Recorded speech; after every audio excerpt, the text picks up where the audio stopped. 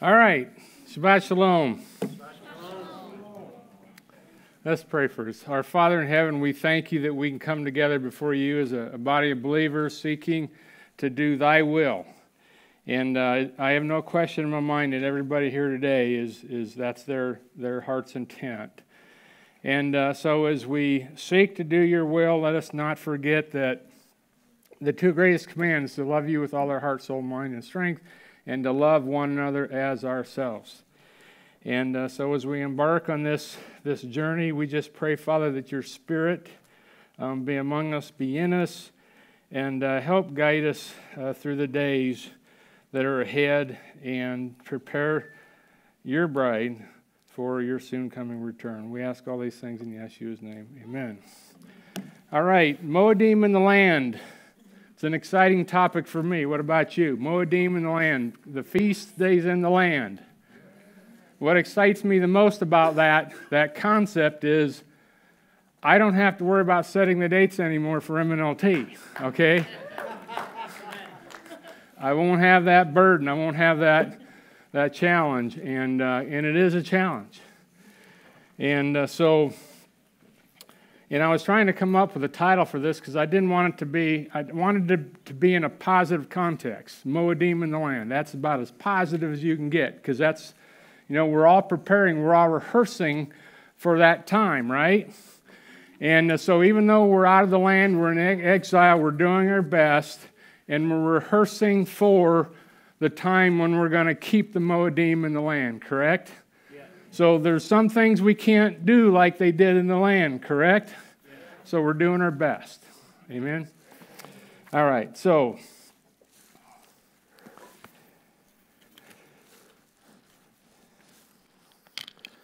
All right, so just so you know, I've got a lot of research, over 30 years on this topic. And so I think I've seen about every variation out there on the calendar, okay? And but again, my goal here is to tell you why we believe what we believe.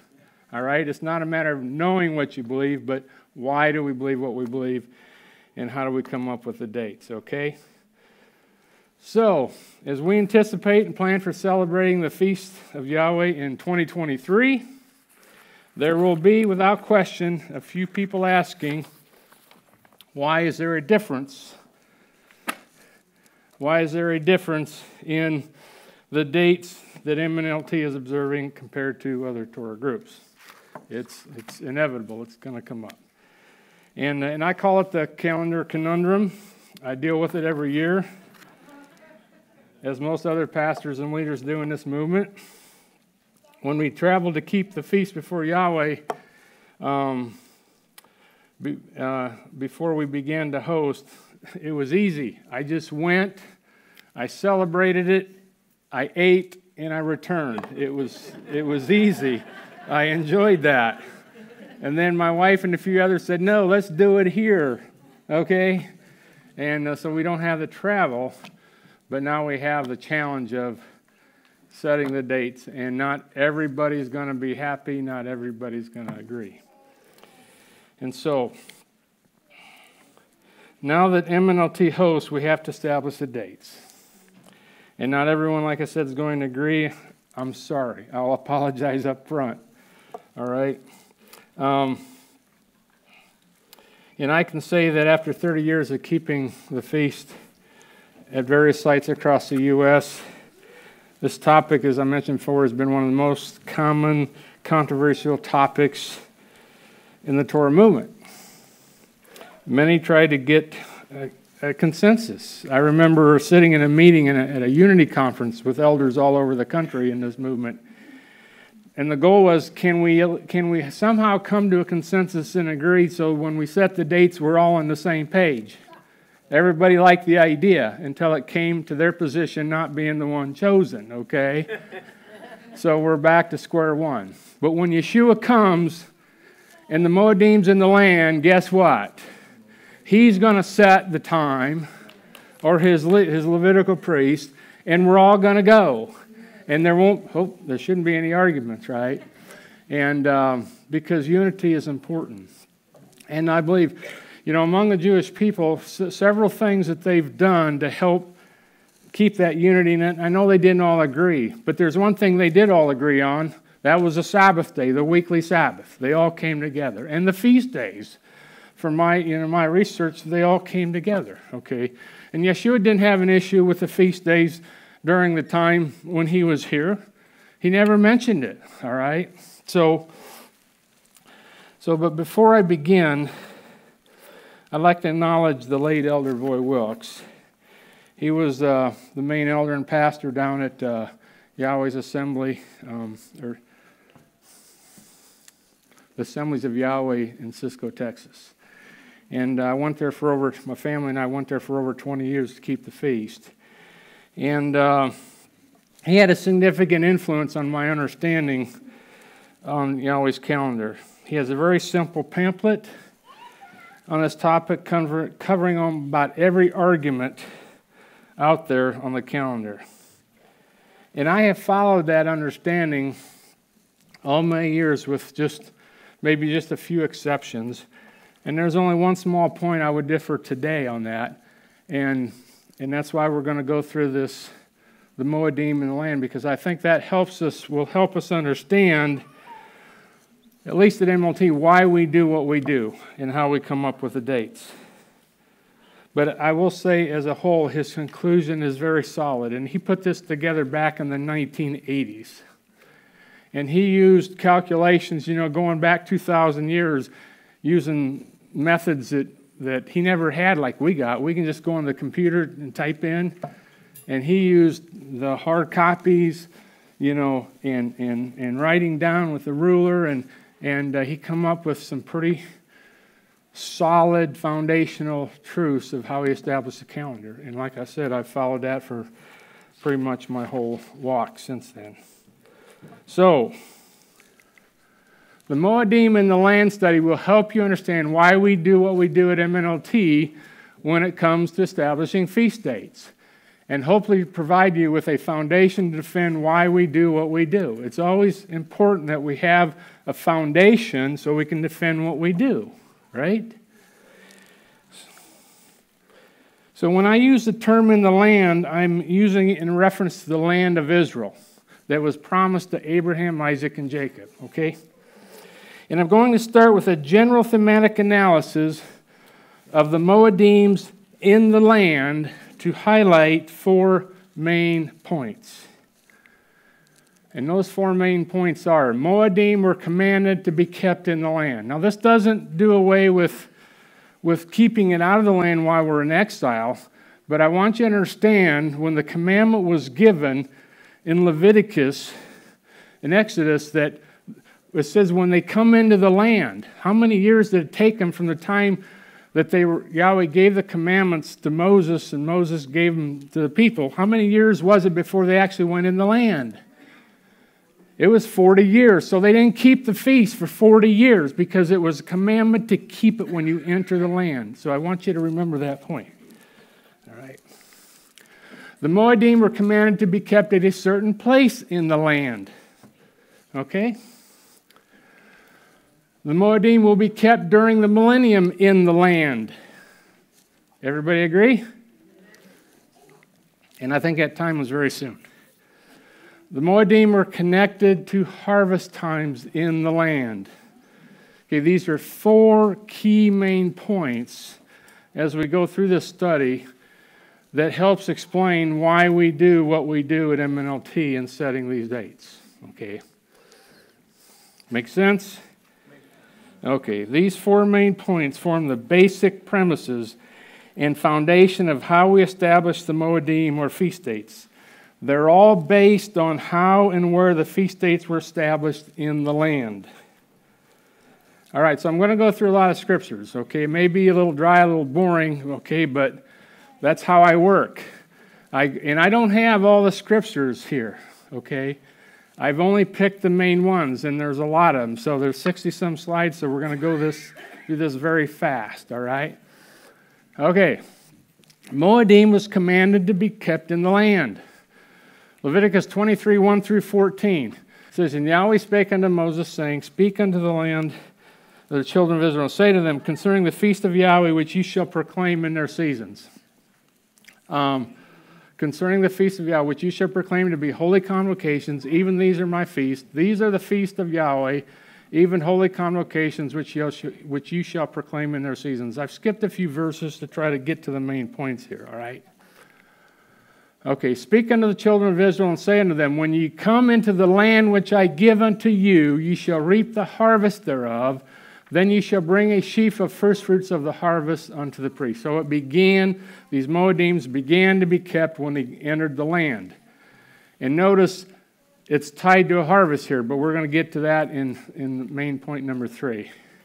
Okay, speak unto the children of Israel, and say to them, when you come into the land of your habitations, which I give unto you, and will make an offering by fire unto Yahweh, a burnt offering or sacrifice, and performing a vow, freewill offering, or in your solemn feast, to make a sweet savor unto Yahweh of the herd or of the flock.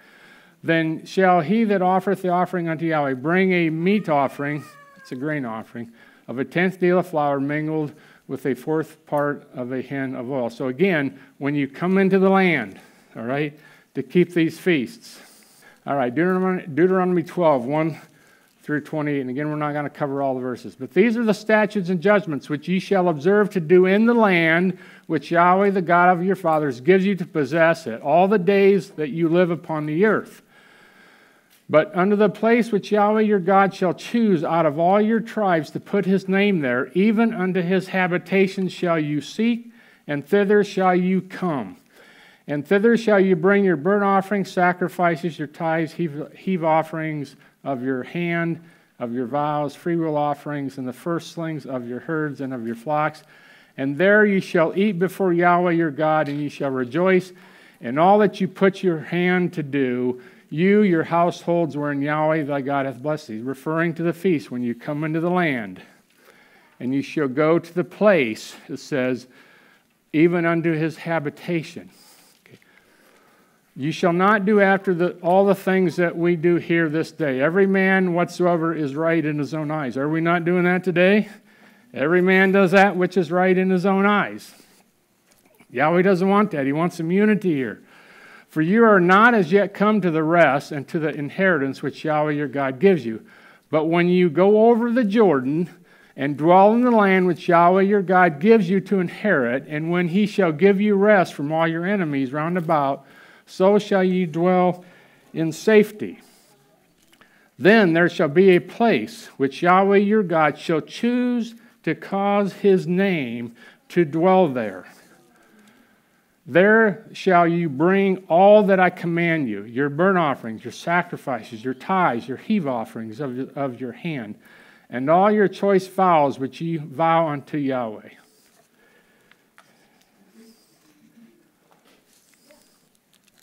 And you shall rejoice before Yahweh, your God, you, your sons, your daughters, your menservants, maidservants, and the Levite that is within your gates. For as much as he hath no part or inheritance with you, thou mayest not eat it within thy gates, the tithe of your corn, of your wine, or of your oil, or the firstlings of your herds, or of the flock, nor any of thy vows which you vows, nor your freewill offerings, or heave offerings of your hand. But you must eat them before Yahweh thy God in the place which Yahweh shall choose. You, your son, your daughter, your manservant, maidservant, and the Levite that is within thy gates. And you shall rejoice before Yahweh thy God in all that you puttest your hand to do. So we see here, he says, do not do it within your gates. There's a place I want you to go to do it. It's a place where I shall choose to place my name. Do you see that? All right. You shall truly tithe all the increase of your seed that the field brings forth year by year, and you shall eat it before Yahweh your God in the place which he shall choose to place his name there. The tithe of your corn, your wine, your oil, the firstlings of your herds, your flocks, that thou mayest learn to fear Yahweh thy God always.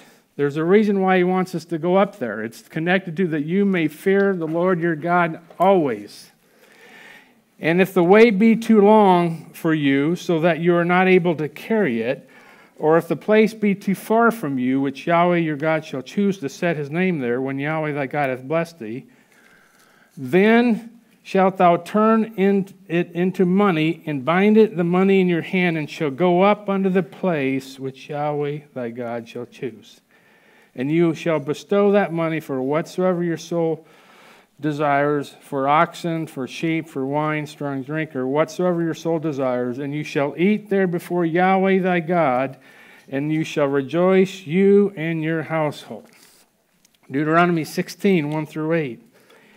Observe the month of Abib, and keep the Passover unto Yahweh your God. For in the month of Abib, Yahweh thy God brought you forth out of Egypt by night.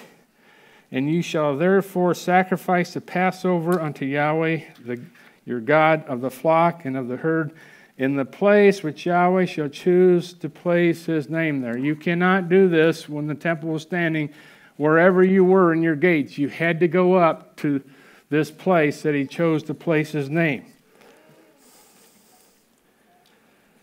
You shall eat no unleavened bread with it 7 days. You shall eat unleavened bread therewith, even the bread of affliction, for you came out of the land of Egypt in haste, that thou mayest remember the day when you came forth out of the land of Egypt all the days of your life. And there should be no leavened bread seen with thee in all thy coasts 7 days. Neither shall there anything of the flesh which you sacrifice the first day to even remain all night until morning. Thou mayest not sacrifice the Passover within any of your gates, which Yahweh thy God gives you, but at the place which Yahweh thy God chose to place his name in there. There you shall sacrifice the Passover at even, at the going down of the sun, at the season that you came forth out of Egypt. And you shall roast and eat it in the place which Yahweh your God shall choose. And you shall turn in the morning and go into your tent. 6 days you shall eat unleavened bread, and on the seventh shall be a solemn assembly to Yahweh thy God. Thou shalt do no work therein. So when we talk about thematic analysis, thematic connections, does everybody understand what we're talking about here? It's a term that we learned from Tony Robinson, but it's saying a consistent theme through the scriptures on this topic. And that theme is that the Moedims were to be kept in the land, and they were to be kept in a certain place in the land. Does that make sense? Are you seeing the theme? I want to make sure that you're following me here, okay? Because sometimes it doesn't come across real simple, and things don't fall in place. But I want you to understand the themes here. The Moedims are commanded to be done in the land. And again, it doesn't take away what we're doing here. We're rehearsing for those times, and we're doing the best we can. Deuteronomy 16, 9 through 12. 7 weeks you shall number unto you. Begin to number the 7 weeks from such time as you begin to put the sickle to the corn. So what time are we beginning to count for? Pardon? Shavuot, Pentecost, okay? So this time of counting begins when? The time that they begin to put the sickle to the corn. So there's a harvest involved here, right? You shall keep the feast of weeks unto Yahweh thy God with a tribute of a freewill offering of your hand, which you shall give unto Yahweh thy God according as Yahweh thy God hath blessed you. And you shall rejoice before Yahweh thy God, you, your son, your daughter, your manservant, maidservant, and the Levite that is within your gates, and the stranger, and the fatherless, and the widow, and that are among you, in the place which Yahweh thy God has chosen to place his name there. And you shall remember that you were a bondman in Egypt, and thou shalt observe and do these statutes. Deuteronomy 16, 13 through 17. You shall observe the Feast of Tabernacles 7 days, after you have gathered in the corn and the wine. So again, after you've completed your harvest of the corn and the wine, you shall keep the Feast of Tabernacles. And you shall rejoice in the feast, you, your son, your daughter, your manservant, maidservant, and the Levite, the stranger, the fatherless, and the widow that are within your gates. 7 days you shall keep a solemn feast unto Yahweh thy God in the place which Yahweh shall choose. because Yahweh thy God shall bless thee in all your increase, and in all the works of your hands. Therefore you shall surely rejoice. 3 times a year shall all males appear before Yahweh thy God in the place that he shall choose. In the feast of unleavened bread, in the feast of weeks, in the feast of tabernacles, and they shall not appear before Yahweh empty. Every man shall give as he is able, according to the blessing of Yahweh thy God, which he hath given thee. Deuteronomy 26. Did I not have that slide up when I read it? Where are all these coming from?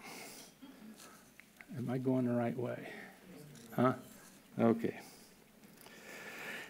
And it shall be when you are come into the land which Yahweh thy God gives you for an inheritance to possess it and dwell therein, that thou shalt take of the first of all the fruit of the earth which you shall bring of the land that Yahweh gives you, and you shall put it in a basket and shall go up to the place which Yahweh thy God shall choose to place his name there. Deuteronomy 31, 9 through 13. And Moses wrote this law, this instruction, this Torah, and he delivered it unto the priests, the sons of Levi, which bear the ark of the covenant of Yahweh, and to all the elders of Israel. And Moses commanded them, saying, at the end of every 7 years, in the solemnity of the year of release, in the feast of tabernacles, when all Israel is come to appear before Yahweh thy God, in the place which he shall choose, you shall read this law before all Israel in their hearing. Now this is a custom that was to be done every 7 years. We do it every year. We're not sure when that year release is, so we do it every Sukkot. We go through, the book of Deuteronomy. That's why we do that, because of this command right here. Gather the people together, men and women and children, and the stranger that is within your gates, that they may hear, and that they may learn, and that the fear of Yahweh your God observe to do all the works of this law, and that their children which have not known anything may hear and learn to fear Yahweh your God as long as you live in the land, whether you go over the Jordan to possess it. So, the main points. The Moedim commanded in the land. They're commanded to be kept in the land. The premise, setting feast dates, should be based on the land of Israel. Okay? So that's the first premise, and it's based on the thematic analysis that we just went through for all the commands to keep the Moeds. All right? Okay. Moedim was commanded to be in a certain place in the land where he placed his name, which the Bible declares, first it was at Shiloh, and then later in Jerusalem. We get that from Jeremiah 7, verses 1 through 14. And the word that came to Jeremiah from Yahweh, saying, stand in the gate of Yahweh's house. Where was his house? In Jerusalem. And proclaim there this word, and say, hear the word of Yahweh, all you Judah that enter in these gates to worship Yahweh. Thus saith Yahweh of hosts, the God of Israel, amend your ways and your doings, and I will cause you to dwell in this place. Trust ye not in lying words, saying, the temple of Yahweh, the temple of Yahweh, the temple of Yahweh are these. For if we thoroughly amend your ways, or if you thoroughly amend your ways and doings, if you thoroughly execute judgment between man and his neighbor, if ye oppress not the stranger, the fatherless, and the widow, and shed not innocent blood in this place, neither walk after other gods to your hurt, then I will cause you to dwell in this place, in the land that I gave to your fathers, forever and ever. Behold, you trust in lying words that cannot profit. Will ye steal, murder, commit adultery, and swear falsely, and burn incense unto Baal, and walk after other gods whom you knew not? Come and stand before me in this house which is called by my name, and say, we are delivered to do all these abominations? Is this house which is called by my name become a den of robbers in your eyes? Behold, even I have seen it, says Yahweh. But go ye now unto my place, which was in Shiloh, where I set my name at the first, and see what I did to it for the wickedness of my people Israel. And now, because you have done all these words, says Yahweh, and spake unto you, rising up early and speaking, but you did not hear, I called you, and you answered not. Therefore will I do unto this house in Jerusalem, which is called by my name, wherein ye trust, and unto the place which I gave to you and to your fathers, as I have done to Shiloh. I've been there in Jerusalem in the destruction, in 70 A.D. The stones that were toppled off that Temple Mount, they're still there today, many of them. 1 Kings 9, 1 through 3. And it came to pass, when Solomon had finished the building of the house of Yahweh and the king's house, and all Solomon's desire which he was pleased to do, Yahweh appeared to Solomon the second time, as he appeared unto him at Gibeon. And Yahweh said unto him, I have heard your prayer and your supplication that thou hast made before me. I have hallowed this house which you have built, to put my name there forever. And my eyes and my heart shall be there perpetually. Where is this? It's in Jerusalem. 2 Chronicles 6, 1 through 6. Again, we're establishing a theme here. The place which Yahweh originally commanded his people to keep the Moedim, in the land of Israel, at a certain place. 2 Chronicles 6, 1 through 6. Then said Solomon, Yahweh has said that he would dwell in thick darkness, but I have built a house of habitation for him, and a place for his dwelling forever. And the king turned his face and blessed the whole congregation of Israel, and all the congregation of Israel stood. And he said, Blessed be Yahweh, the God of Israel, who hath with his hands fulfilled that which he spoke with his mouth to my father David, saying, Since the day that I brought you forth, my people, out of the land of Egypt, I chose no city among all the tribes of Israel to build a house in, that my name might be there. Neither chose I any man to be ruler over my people Israel. But I have chosen Jerusalem, that my name might be there, and have chosen David to be over my people Israel. 2 Chronicles 7. Thus Solomon finished the house of Yahweh, and the king's house, and all that came into Solomon's heart to make in the house of Yahweh, and in his own house he prosperously effected. And Yahweh appeared to Solomon by night, and said unto him, so this is, again, it's basically the same story, just repeated in another book. He said, I've heard your prayer. I have chosen this place to myself for a house of sacrifice. If I shut up heaven that there be no rain, or if I command the locust to devour the land, or if I send pestilence among my people, if my people, which are called by my name, shall humble themselves and pray and seek my face and turn from their wicked ways, then will I hear from heaven and will forgive their sins and will heal their land. Now mine eyes shall be open and my ears attent unto the prayer that is made in this place. For now I have chosen and sanctified this house, that my name may be there forever, and my eyes and my heart shall be there perpetually. Isaiah 18, 3 through 7. And all the inhabitants of the world and dwellers on the earth, see, when he lifted up an ensign on the mountains, and when he blows a trumpet, hear. For so Yahweh said unto me, I will take my rest. I will consider in my dwelling place like a clear heat upon herbs, and like a cloud of dew in the heat of harvest. Skipping down to verse 7. And in that time shall the present be brought unto Yahweh of hosts, of a people scattered and peeled, from a people terrible from their beginning hitherto, a nation meted out and trodden underfoot, whose land the rivers have spoiled, to the place of the name of Yahweh of hosts, Mount Zion. A prophecy of our return to this place. 1 Kings 8, 43 through 45.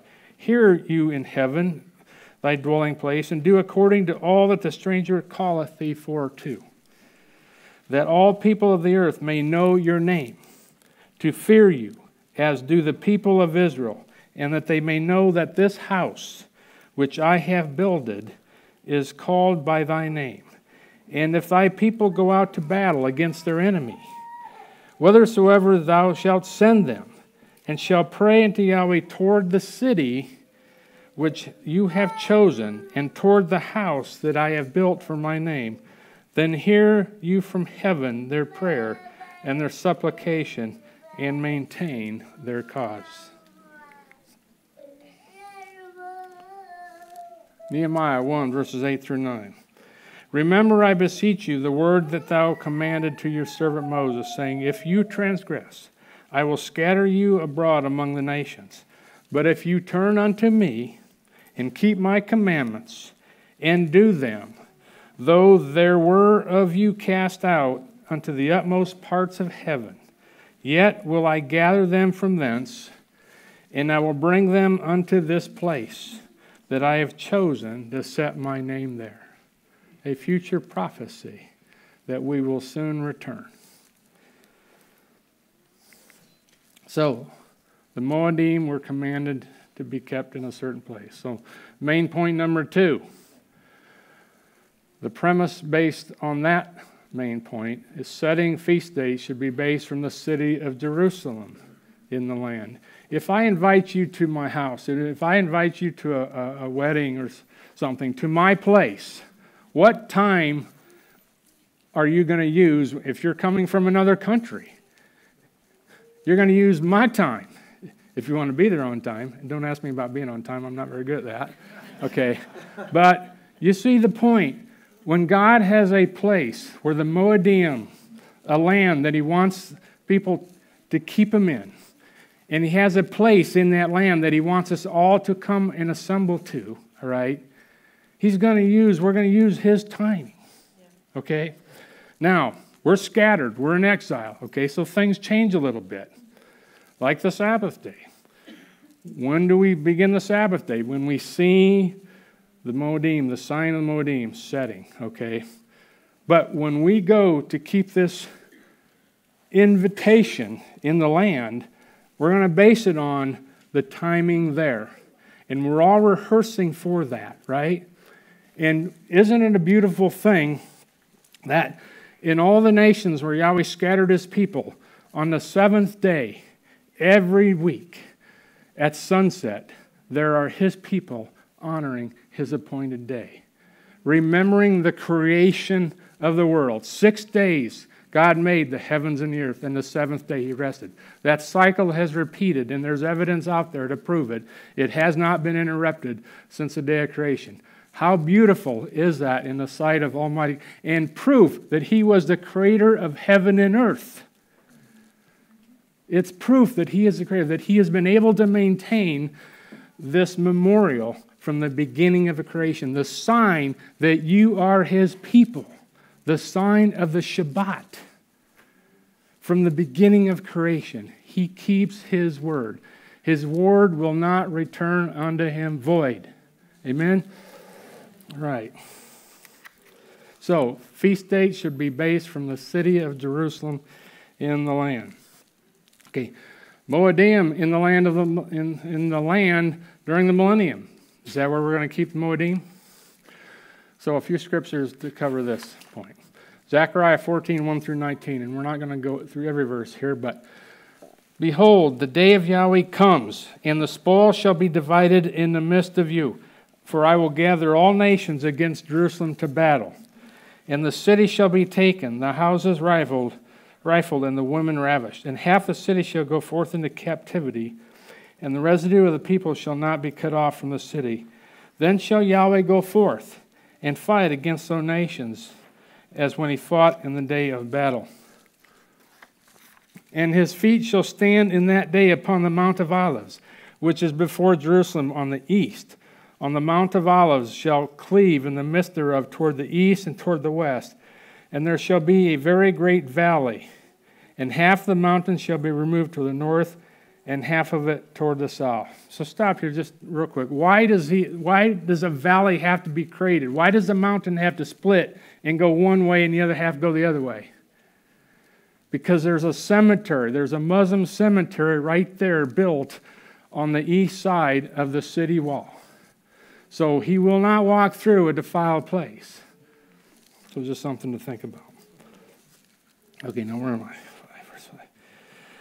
And ye shall flee to the valley of the mountains, for the valley of the mountains shall reach unto Azel. Yea, ye shall flee, like as ye fled from before the earthquake in the days of Uzziah, king of Judah. And Yahweh my God shall come, and all the saints with you. Verse 6. And it shall come to pass in that day that the light shall not be clear, nor dark, but it shall be one day which shall be known to Yahweh, not day nor night, but it shall come to pass that at evening time it shall be light. And it shall be in that day that living waters shall go forth from Jerusalem, half of them toward the former sea, and half of them toward the hinder sea. In summer and in winter it shall be. And Yahweh shall be king over all the earth. In that day there shall be one Yahweh, and his name one. I cannot wait for that day to come. I don't have to worry about setting these dates anymore. I don't have to worry about, coming up with, words to help us, encourage us to make sure we stay steadfast until that day. What a wonderful day that would be.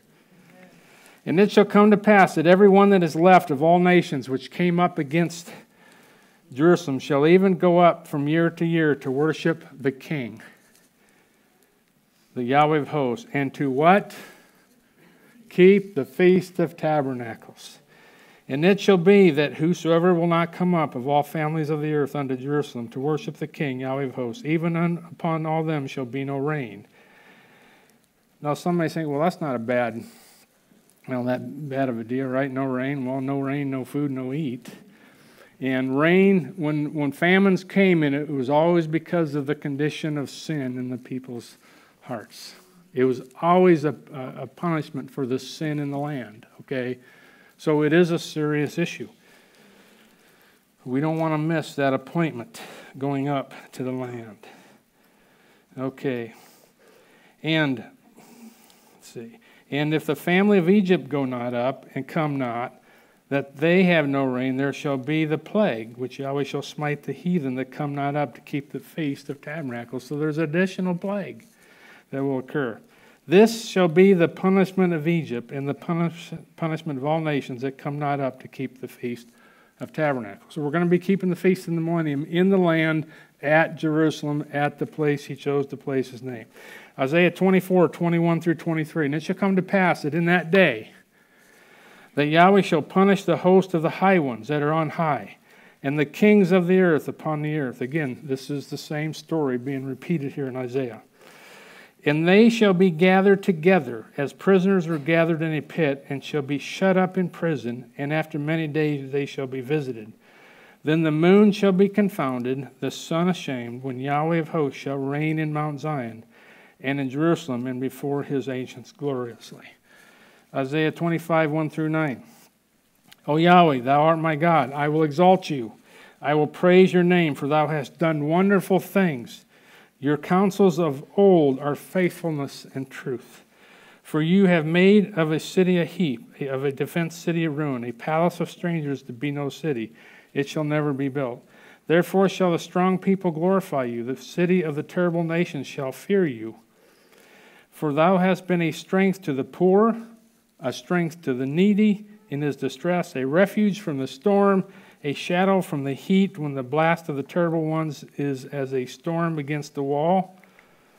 For thou shalt bring down the noise of strangers as the heat in a dry place, even the heat with the shadow of a cloud. The branch of the terrible one shall be brought low. And in this mountain shall Yahweh of hosts make unto all people a feast of fat things, a feast of wine on the lees, not grape juice, of fat things full of marrow, of wines on the lees well refined. And he will destroy in this mountain the face of the covering cast over all people, and the veil that is spread over all nations. The other nice thing about the Moedim in the land says he's going to prepare a feast for you, a table with the finest of food, the finest of drinks, the finest accommodations.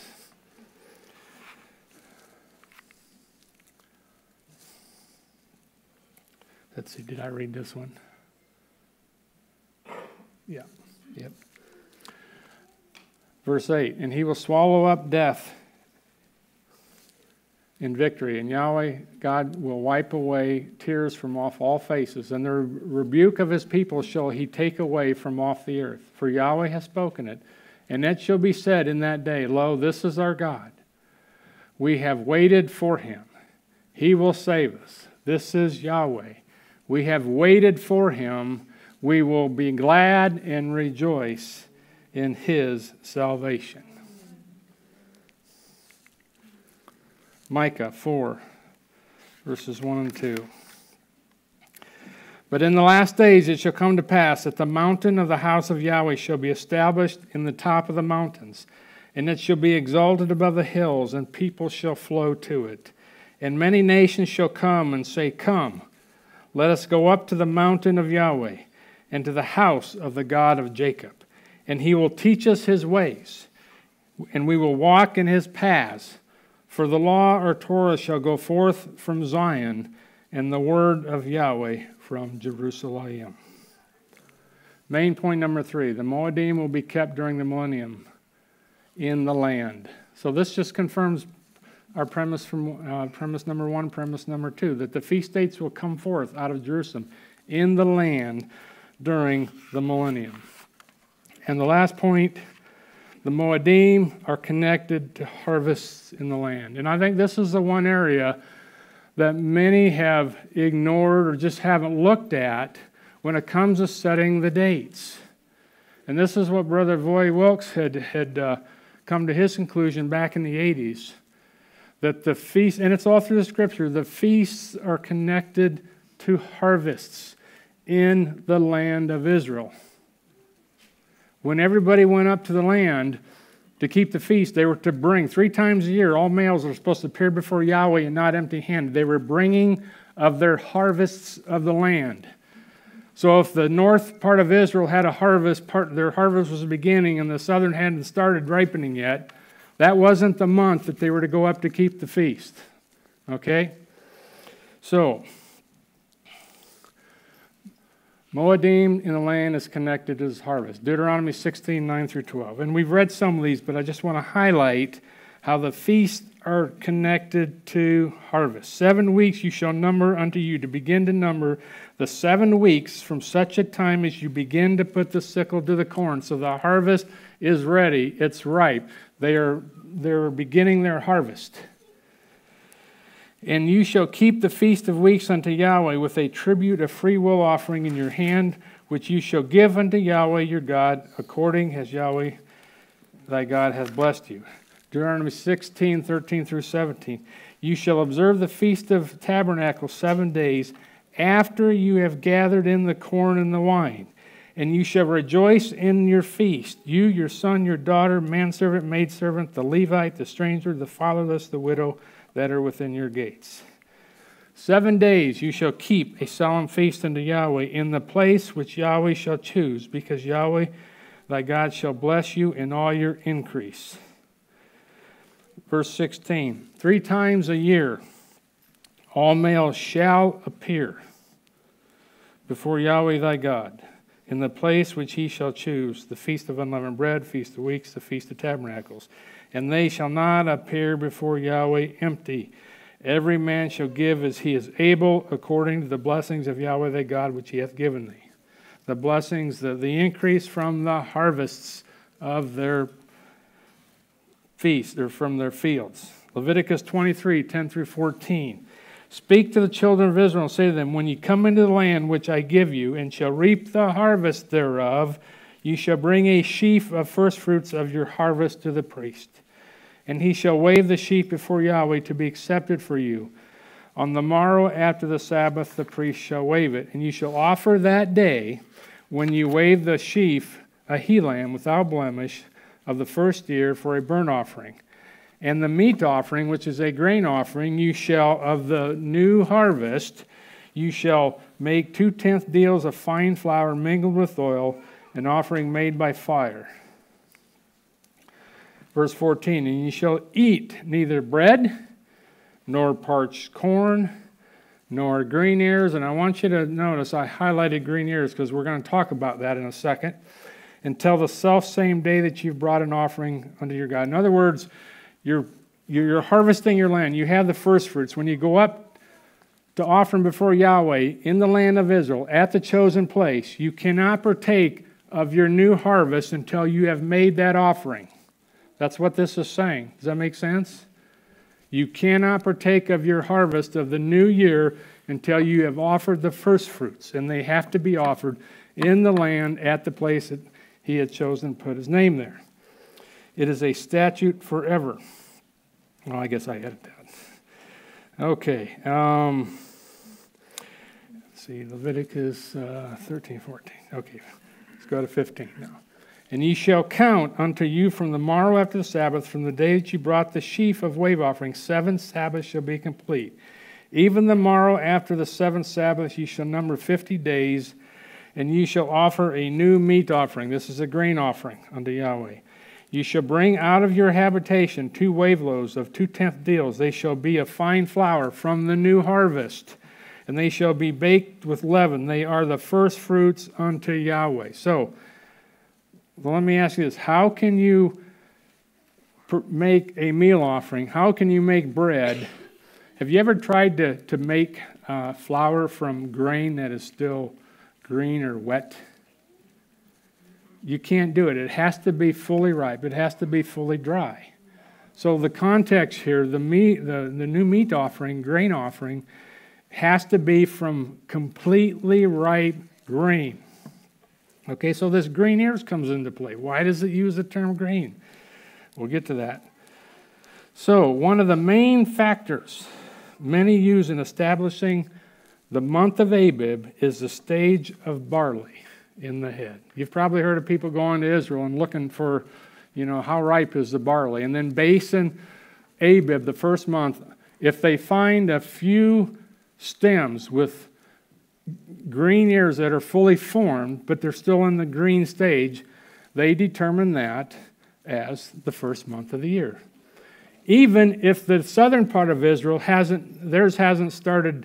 isn't in the green stage fully headed out and not ripe, they will establish that month as the first month of the year. So what do the people in the south do when they have to go up to the feast? They have nothing to bring because they don't have a harvest. But it's all based off this one word, green. That word green was an added word, okay? And we're going to see something interesting here. So, Abib, green or full ripe ears. The word green is from an unused word meaning to be tender. And then they have the word green in italics. That is a young ear of grain. Hence the name of the month of Abib. Okay? But there's a dilemma. Green ears are not full or ripe to harvest. Green is an added word. The context is fresh, not the color green. How do I know? Leviticus 2:14. And if you offer a meat offering, this is that grain offering I talked about, of the first fruits unto Yahweh, you shall offer for that meat offering or grain offering of the first fruits green ears of corn, dried by the fire, even corn beaten out of full ears. Now, how can he have green and how can he have full in the same sentence? The only way it works, if you look at the word green as fresh, it's your fresh crop.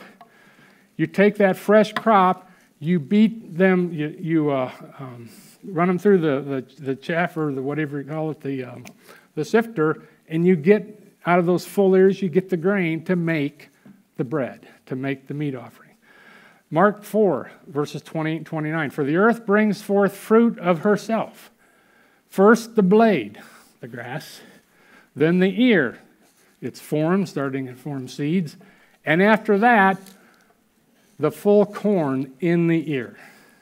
Now it's ready for harvest. It's not ready for harvest in the ear. It's ready for harvest after the full corn is in the ear. But when the fruit is brought forth immediately, he puts in the sickle because the harvest is come. So, the harvest is always in the context of fully ripe, Not partially ripe, not green, but fully ripe. There's a lot of verses to show this, but I'm only going to pick this one in Revelation. And it says, "And I looked, and behold, a white cloud, and upon the cloud one sat like the Son of Man, having on his head a golden crown, and in his hand a sharp sickle. And the other angel," jumping down to verse 15, or the next verse, 15. "The other angel came out of the temple crying with a loud voice, to him that sat on the cloud, Thrust in your sickle and reap, for the time is come for you to reap, for the harvest of the earth is ripe. And another angel came forth," down in verse 18, "from the altar, which had power over fire, and cried with a loud cry to him that had the sharp sickle, saying, Thrust in your sharp sickle, and gather clusters of the vine of the earth, for her grapes are fully ripe." Harvests are always in the context of fully ripe, not partially or not almost. Okay? Now I want you to look at, in 2018, there was as many do, they go to the land of Israel to determine the month of Abib using the green ears. And I will say this, what determines when things ripe on the earth? What controls when seeds sprout and they begin to grow? What controls that? Length of the day. Got length of the day. What? Climate. The seasons.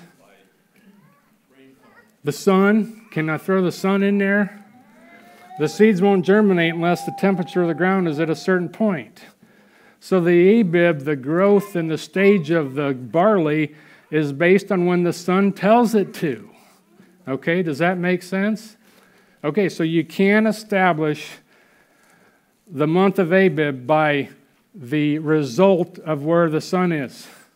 Okay, and we're going to see that here. So in March of 2018, an Abib search team had spent the past few days inspecting the barley crop in the land of Israel to determine whether this year needs to be intercalculated with a 13-month. In other words, if it wasn't ripe, then they wait another month and go by that new moon. We concentrated our search in the northern Negev, the Judean hills, and the Jordan Valley, as barley ripens first in these regions. Okay, so that's what... actually, did I go too far? Okay, sorry. So that's what I just read. So there's the barley that they were looking at. It's green, obviously, right? There's heads there, okay? Now, the barley in the Judean hills was quite immature this year. While the barley in the northern Negev was more mature, the most developed location we looked at in the northern Negev had a good amount of patches of Aviv barley. See, it doesn't matter if the whole field's ready. If they can find a few stalks enough to create a sheaf to take for first fruits offering, that's how they believe to determine this has to be the first month, because it's the green ears. But remember, green does not mean green, okay? All right, so the most developed area they looked at, they had a good amount of patches. We also found some individual stalks at other fields. Now, what if you went up to the feast, you had to walk 200 miles, and you had 2 stalks of grain? Well, that's all that was ready in green ears. Do you think Yahweh would accept that? Okay, okay. It was a unanimous conclusion of the participants that we found enough Aviv barley to begin with the upcoming new moon sighting. Okay, so this is one of the ways the calendar is determined among some groups. They look at the stage of the barley in the green stage, which is green is not green. Okay. Okay, harvest is always in the context of fully ripe. So main point number 4. Moedim were connected to harvest times in the land. The Moedim cannot occur unless there is a crop fully ripe for the harvest in the land. Notice, 3 times a year shall all males appear and not empty-handed. In other words, nothing to bring if there's no harvest. Therefore, Abib needs to begin after the vernal equinox, and I'll explain the vernal equinox here. All right, so How can one make sure that the month of Abib is in the right season so that there is always a harvest available to bring an offering 3 times a year? How can we do this? Did God give us any idea how to do this? The Encyclopedia of Religion and Ethics, volumes 3 and 4, states concerning the Jewish calendar that Nisan, also known as Abib, also, as I mentioned, it was a matter of special importance that the month of Nisan, or Abib, was not supposed to begin before its Tekufa, the beginning of spring, and a second Adar was intercalculated as necessary. So what is a Tekufa? It's a Hebrew word that means a course of time.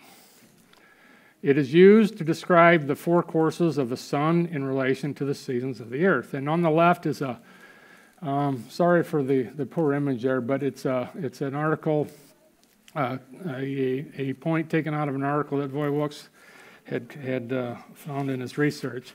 The term Tekufa, the course of the sun, signifies the moment at which the sun arrives at the equinoctial or solstical points, or in other words, the mean beginning of one of the 4 seasons. Thus we have Tekufa Nisan, or Abib, the beginning of spring, Tekufa Tammuz, the beginning of summer, Tekufa Tishri, beginning of autumn, and Tekufa Tebet, the beginning of winter. This interval between 2 Tekufa was fixed in the 3rd century AD by Amora Samuel at 91 days, 7.5 hours.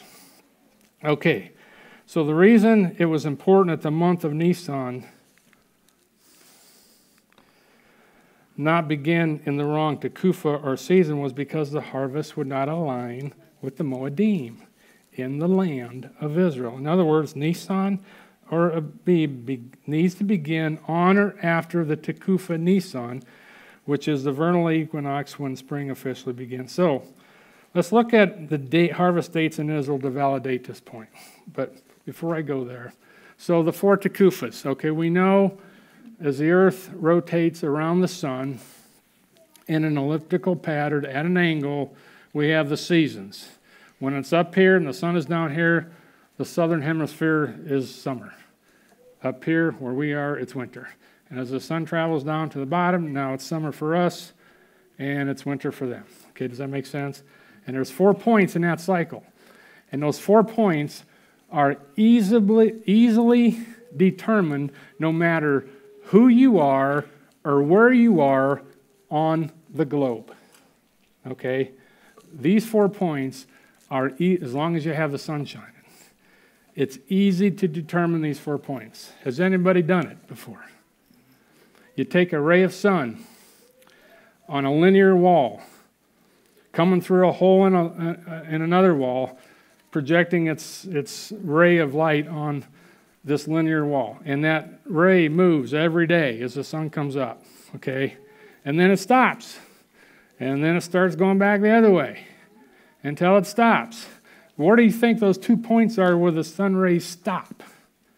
Those are your solstices. That's when the earth going around the sun is where the sun has, or that cycle of the earth begins to go either below or above, the center of the sun.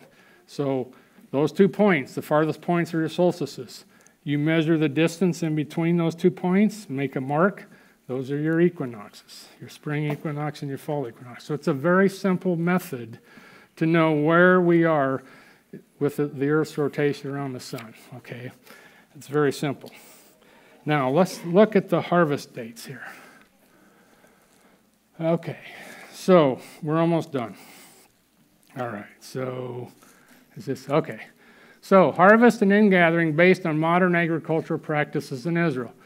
When does barley, the harvest begin for barley in Israel? So, most of the months that are chosen for Abib, a lot of them, they begin in March. Many pick based on the green ears or the moon closest to the equinox. Okay, March 20th, if you want to know exactly what date. Or 21st, one of those, 20th or 21st. So how can the people in Israel, in the north and the south, because we're talking about the land of Israel, right? How can they bring anything? How can they bring anything if the harvest doesn't begin in April? Okay. And it may begin, like at the end of March, okay. And then for Pentecost, Shavuot, what harvest is that? What's the other grain that gets harvested in the summertime? Wheat, okay. When's wheat get harvested? Where is it? Oh, right there. In May, okay. If you pick your new month here, guess what? You're in trouble. Can be. Wine. When do grapes begin to ripe? Late in the season. It's somewhere around here. Why could I have a hard time? Okay. June, July, August. On the day of Pentecost in Acts chapter 2, what was the one thing that they thought the believers were drinking? New wine. If you pick your... Did I do that again? Yep. If you pick your months of Abib too early, guess what? 50 days. This year, it's as early as it can get. This year, Shavuot will occur on May 28th. It'll never be sooner than that.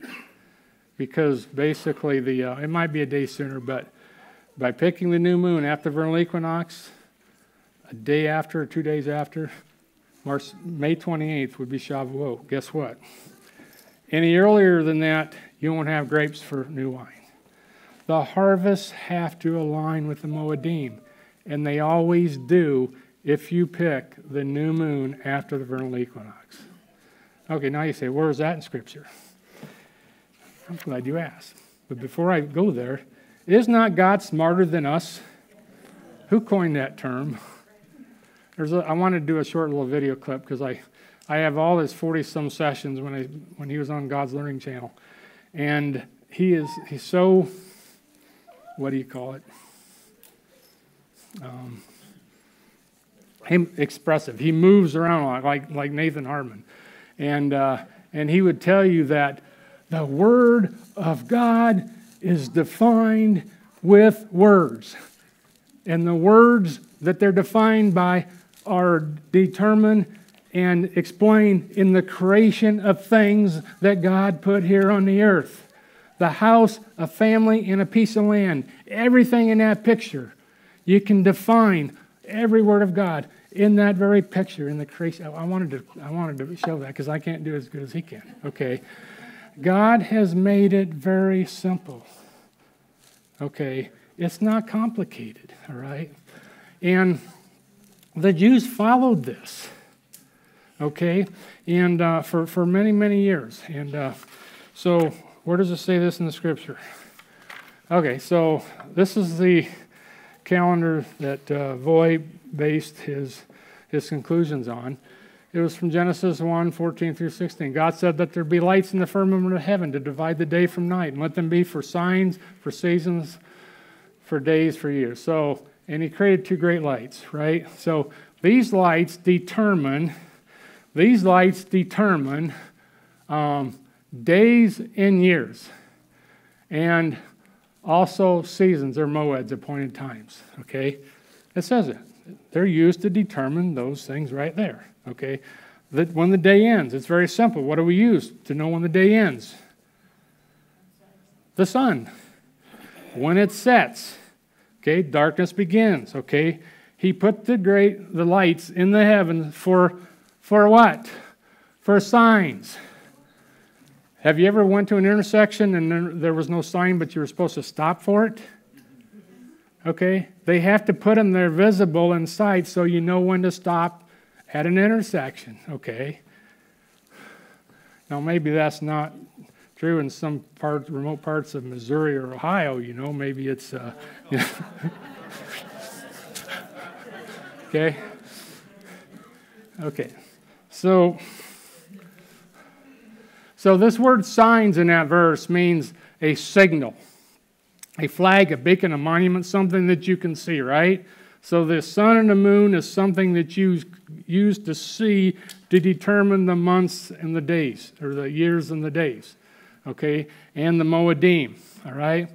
And we already went through this last week. The word for seasons is moed. It means mostly appointed times, which are connected to the feast days that we just covered today, all right? Okay, next verse. In verse 15, let them be for lights in the firmament of heavens to give light upon the earth. And it was so, and God made the two great lights, the greater light to rule the day, and the lesser light to rule the night. He made the stars also. Okay, so God's simple method for determining the moeds. Years are established by the sun.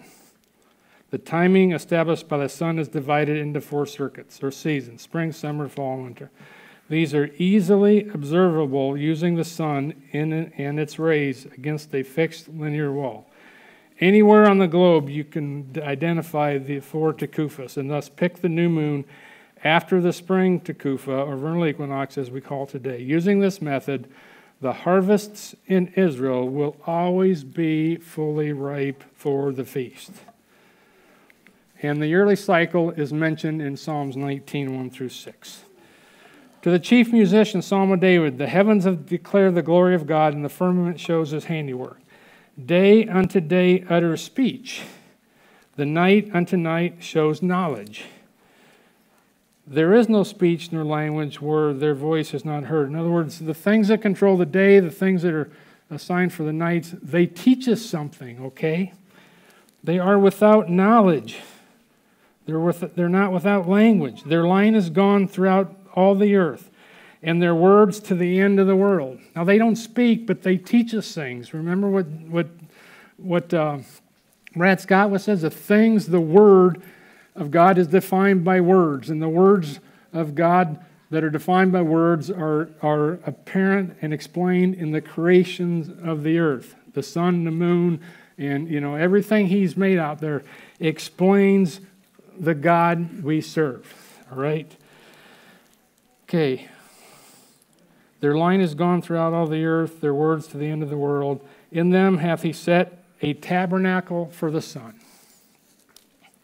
which as a bridegroom comes out of his chamber and rejoiceth as a strong man to run a race. His going forth is talking about the sun here. His going forth, the sun, is from the end of heaven, and his circuit, his tekufa, that word we've been talking about, unto the ends of it, and there is nothing hid from the heat thereof. So that word tekufa in verse 6 is explained here. It means a revolution. That is the sun course, or a lapse of time. Below is a historical example of the year, and this is where we're going to end. Some have come up with an idea that, can we determine how the Jews set their calendar based on knowing what year Yeshua died, and go back astronomically and try to figure that out? It's kind of a backdoor approach to try to prove something, but I would say that, like the barley doesn't prove or determine when the month begins, the sun does.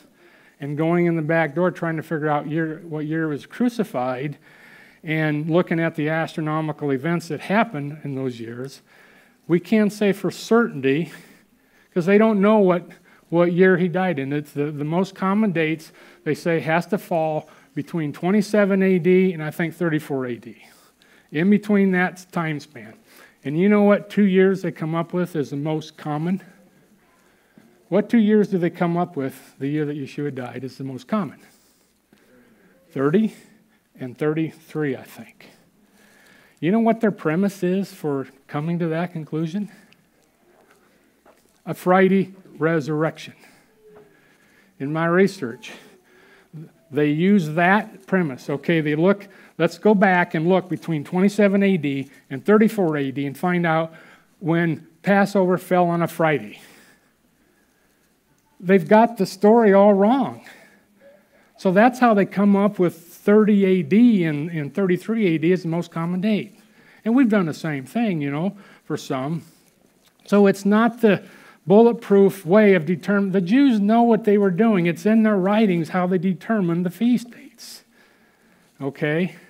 And why do we ignore the writings of the rabbis? We put this black X, this beware sign, when anybody mentions the Mishnah or the Talmud or any of their writings. We'll sit and listen to Christian commentary all day long, but who are the ones, which I'm not saying that's a bad thing, but who are the ones given the Torah and responsible for every jot and tittle that it was intact from the beginning it was given to them? The Jewish people. I say they did a pretty good job. Why do we ignore their comments about it? Why do we? Yeshua said they sit in Moses' seat. Do as they say, not as they do. But yet we have to black mark anything that comes from a Jewish source. Shame on us. Shame on us. I think that's how we got away from not giving the beginning of the book the credit that it's due. Okay? We have to begin at understanding the beginning of the book. In Isaiah, I think it's 43, says that he declares the end out of the beginning. Okay. Maybe it's 46. I can't remember. It's either 43 or 46. All right. So we look at this biblical example that Voy did. His premise to determining what year he died was based on what we just went through about the Moeds in the land of Israel. He used that pattern right there, okay, which was a Wednesday crucifixion and a Saturday toward the end of the day resurrection. Using that criteria, you don't come up with 30 AD and you don't come up with 33 AD. You come up with 33 or 31 is what he come up with. So, and this is what he showed. Okay, so, and this also shows that using the harvests, you could not have picked a March Abib, okay, the month beginning in here, okay. So, this is March 31. The new moon, the astronomical new moon or conjunction here. The visible new moon here. So you start counting. 1, 2, 3, 4, 5, 6, 7, 8, 9, 10, 11, 12, 13, 14, 15. Okay? So the Feast of Unleavened Bread would fall on the 28th of March. When by spice, is that right? Yeah. Let's see. Okay. Do I got this right? Let's see. Okay, so Passover would have been, let's see. I'm thinking about this. Wednesday. No. Okay, so what's wrong with this picture? Okay, if he went in the grave there, 1, 2, 3, it's still Friday. He would have had to rise at the end of Friday. But we know he didn't, right? Because it was at the end of the Sabbath when the ladies with their prepared spices went to the tomb. Remember? So this scenario doesn't fit. Okay. All right. So we go to the next month. And the other thing about this is, when was the new moon in the month of March? Was it before the equinox or after the equinox? Hint, right there's the equinox. So is this before or after? It's before. Okay? And remember what happens if you pick the new moon before? Your harvest won't be ready for everybody in the land of Israel. Okay? All right. So, but in this scenario, we go to April, and guess what? The conjunction is here. The visible new moon is here. So they start counting. 1, 2, 3, 4, 5, 6, 7, 8, 9, 10, 11, 12, 13, 14th, 15th. High day, Thursday. Preparation day, Sabbath. He's crucified on a Wednesday. He goes in the tomb Wednesday night, Thursday night, Friday night, and then he's in the tomb Thursday, Friday, and Saturday. A Wednesday crucifixion, the end of Sabbath resurrection. It fits. Using the premise of the Moedim in the land of Israel. The harvest has to be ready. The new moon after the vernal equinox. The sighting of the moon. So lastly, the debate concerning how to start counting from the new moon. Do we start from the dark side or conjunction? Or do we start with a visible sighting of the first sliver of the moon? Again, I go back to the land of Israel and its history of the Jewish people. According to the Mishnah, and the records indicate they used a visible sighting. They had a system. And people that saw it would have to come to the Temple Mount and give their testimony, and it had to be at least 2 witnesses. Okay, it was determined by sight, just like Genesis 1:14 says that the 2 great lights were given for signs, something you can see. Well, some say, well, it's still not. If day begins in dark, why don't we use the moon in the dark? Well, you do, because the evening is apparent when you're looking. It's dark. You can't see any moon. That sliver shows up. What does it do? It sets just like the sun does, but it's a tiny sliver, okay? So he gave us a very simple system. Let's not complicate it, people. I talked with Joseph Good on this topic, and he was one of the most noted, what's the best word, Marcel? Joseph, the most authoritative source on the temple in Israel. Even among the rabbis and the Jews over there today, they will go to him. Huh? No, this is Joseph Good, a guy that lives in Texas. Okay. In all his studies, I asked him, did they ever use the conjunction or did they use the new moon sighting? And he said that in all the records he's researched concerning the temple and its laws, nowhere is there evidence they ever went to a conjunction.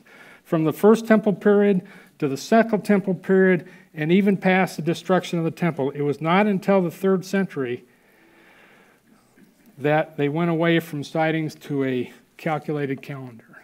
And the reason the rabbis did that, the Sanhedrin did that, is they didn't want the chaos among the Jewish people wherever they were scattered in the earth. They wanted some consistency, just like the 7th-day Sabbath, so they gave him a calculated calendar. And of course, it's off a little bit today, but it was important to them that the people stay unified in keeping these Moedim. And they did the best they could, okay? So it was, and they used, don't get me wrong, they used calculations, back in the Second Temple, because they always knew the days are 29 and a half day, the months are 29 and a half days, okay? It's either going to be 1 month, it's either going to be 29 or 30. You know that. So that's why a lot of times 2 days was picked for them to keep, to keep the new moon, because they knew it was going to be one of 2 days. Does that make sense? It's nothing new. They weren't using that 2-day calculation because they were using the conjunction. We do it today. We believe it's going to be seen on this day, but it could be the next day. Okay? We do the same thing, but it goes back to the sighting. Okay? All right. So we went over these points. The 3 main premises from 4 main points. Moedim were commanded to be kept in the land. So setting feast days should be based on the land of Israel. Main point 2. Moedim were commanded to be kept at a certain place in the land. I believe feast days should be based, on the sighting from Jerusalem. Main point number 3. Moedim will be kept during the millennium. Premise 1 and 2 confirms this. Is confirmed in that. Main point 4. Moedim were connected to harvest times in the land, which leads us to premise number 3. Moedim cannot occur unless there is a crop fully ripe for the harvest in the land. Notice 3 times a year all males shall appear and not empty-handed. Nothing to bring if there is no harvest. Therefore, Abib needs to begin after the vernal equinox. So, with the exception of 1 year, we have, since we've hosted the feast, we've always done the feast based on the new moon after vernal equinox. The exception was 1 year. So that's what we believe to be the most accurate. So we're going to be 30 days off in about every 3 years with most people. Because if you go back and you base it on the Moedim in the land, the only thing that fits is that way to calculate it. Okay? So that's why we believe what we believe. All right? So in summary, we have established the feast dates based on using the physical sighting of the new moon, after the vernal equinox from the land. Now this is fairly new. In the last couple of years, I felt convicted to go in. If the new moon is seen in Jerusalem, typically it's also seen here. Now last year was a little different. It wasn't seen in this half of the United States. Some did see it in Mexico and I think in Texas before Israel did. But this year, everybody sees it at the same time. Israel will see it and we'll see it. So this is going to be an easy year for us, okay? All right? So, in Jerusalem, because that's the place he chose to put his name there. And that's what we're all hoping for someday to go to. So let's rehearse it. Again, I don't think we have to be perfect on this, okay? But I do say we need to be in unity, okay? Not going at each other. Because this isn't a study on who's right and who's wrong, okay? It's how do we get to a sense of unity. And if you know why we believe what we believe, it'll be easier for you to come to the feast at MNLT saying, I've heard their case, okay? And it is based on a lot of scripture. It is based on, the Moedim in the land at a certain place. And so it's the best we can do, okay? So these 4 main points form the basic premise and foundation of how we establish the Moedim, or feast dates. They're all based on how and where feast dates were established in the land. So thank you for bearing with me. I'm sorry if it was maybe a little dry, Amy, okay? But I hope you all followed, and I'll take questions afterwards because I think we're running a little bit late. But don't feel afraid that you can't come to me and say, hey, have you considered this, considered that? I'd rather you come to me than go to every Tom, Dick, and Harry on YouTube and take their word for it and not come to us. I mean, we have 30 years of seeing all the differences here, and trying to put it together. And it's all how much weight you put on the piece of evidence you put in that, that folder that this proves it, okay? It's all based on how much weight you put on each point of evidence, okay? But it has to be the sum of the evidence that we use to come up with the best conclusion. Amen? All right, let's take prayer requests and then announcements, and then we'll go from there, okay? May Yahweh bless. And the dates will come out after today, okay? And just so you know, I'm going to review it with the board with all the evidence, and so we'll have dates established by the end of the Sabbath today, okay? So if you want to know, stick around after Sabbath and we'll let you know, okay?